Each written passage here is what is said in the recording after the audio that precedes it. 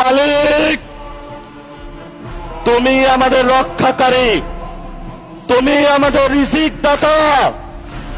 যারা এই বাংলাদেশে জনগণ 17 বছর অপেক্ষা করেছিল, আমাদের অধিকার ছিনিয়ে নিয়েছে, রক্তপাতের মাধ্যমে ভাইদেরকে হত্যা করেছে। আয়েশের মালিক তোমার মালিকের বিচারে আমরা বিচার রেখে গেলাম।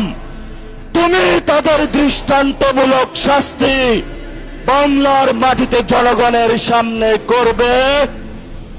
আমরা আজকে তোমার মসজিদের সামনে বিচার রেখে গেলাম। বাংলাদেশের মানুষ হতাশ হবেন না। লা তাহজান, ইন্নাল্লাহা মানা। আল্লাহ আমাদের সাথে আছেন, শক্তিমান, ভয় নাই। জয় করব আমরা ইনশাআল্লাহ দ্বিগুণ হয়ে পার্লামেন্টে।